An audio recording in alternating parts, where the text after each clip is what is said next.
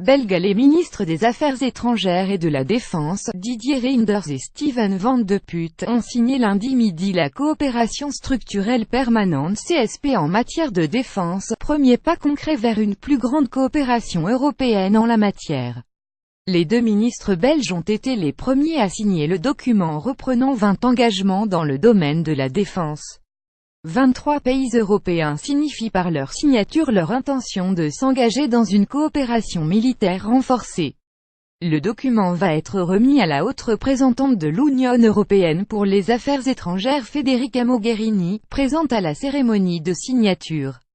Le Conseil des ministres avait donné vendredi un mandat aux ministres des Affaires étrangères et de la Défense, réunis lundi à Bruxelles dans un Conseil Affaires étrangères avec un volet défense, pour signer ces 20 engagements, qui ouvrent la voie à des projets ambitieux pour relancer l'Europe de la défense.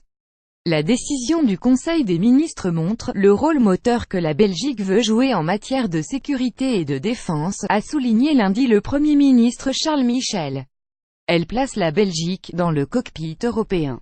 Il y a un an, beaucoup pensaient que c'était impossible à atteindre, a commenté Madame Mogherini en recevant la notification.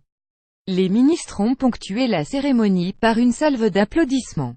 C'est l'avancée la plus spectaculaire que l'UE ait jamais connue en matière de défense, a pour sa part constaté Didier Reynders lors d'un point presse. C'est un moment important, mais c'est un premier pas. Il faut désormais concrétiser la mise en œuvre de la CSP, aussi appelée PESCO selon son acronyme anglais.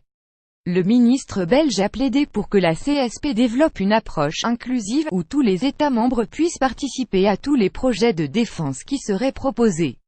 Ces projets devraient également être très fortement orientés vers les petites et moyennes entreprises PME.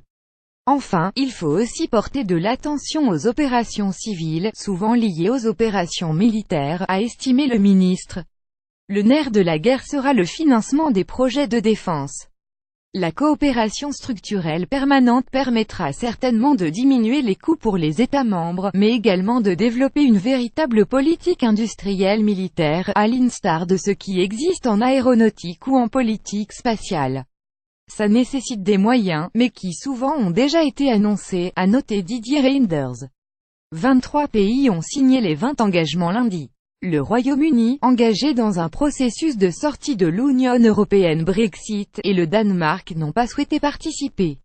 Le Portugal et l'Irlande n'ont pas signé le document lundi mais devraient rejoindre rapidement la CSP. Enfin, Malte pourrait également s'y associer dans un avenir plus ou moins proche.